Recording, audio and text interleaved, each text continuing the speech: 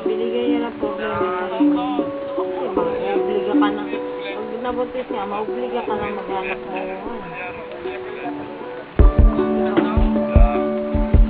Magiging makagaya kasi kukuhanin na siya ng asawa. Pag nag-asawa siya, kukuhanin na yun. Magagana yung buhay ng mama. Yung nga lang, hindi na lang. Kasi may bubuhay na sa kanya yun. Unless siya lang kung walang pension.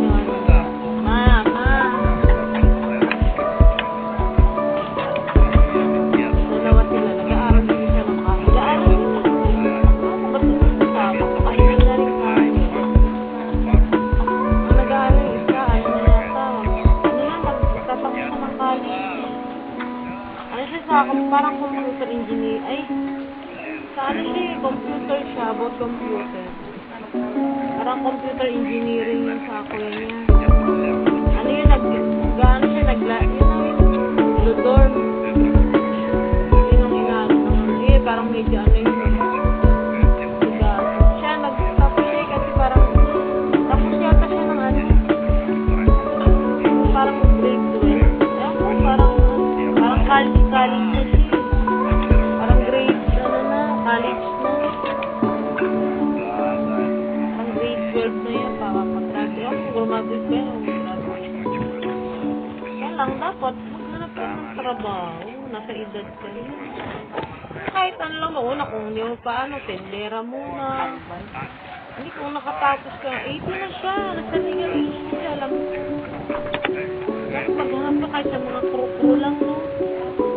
Hindi yung ganyan lang. At least, matutulungan mo ba yung mama mo? Sabi ko, paano na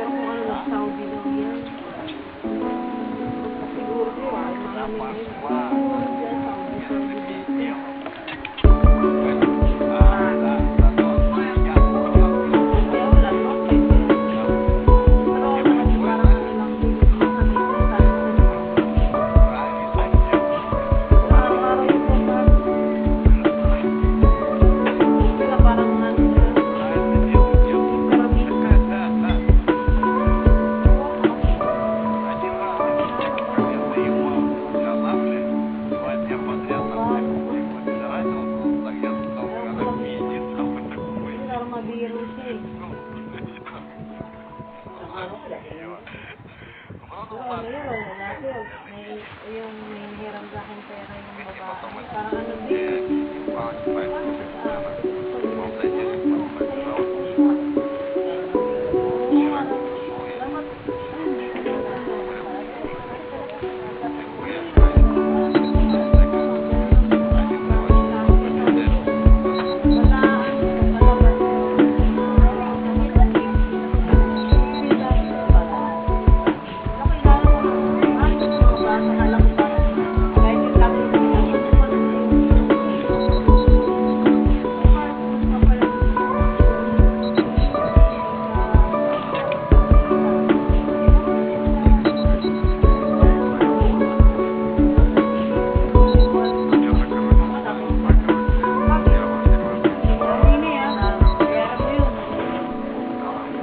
Dapat ano siya na, kasi sabihin ko na lang, mga ganun, ano ba yan?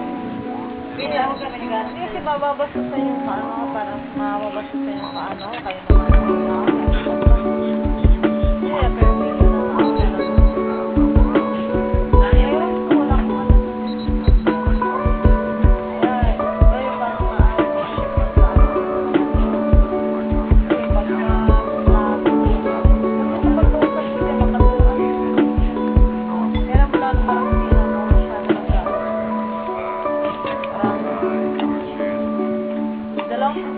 yung pangalawa, gano'n na. Para ba siyang naiinis na tinatanong, parang gano'n. Kaya sabi ko, wala din ako nagtatanong, may nahanting ko na si ano talaga. Kasi mamaya, mabwisit sa akin. Nakawala kasi sa asawa niya.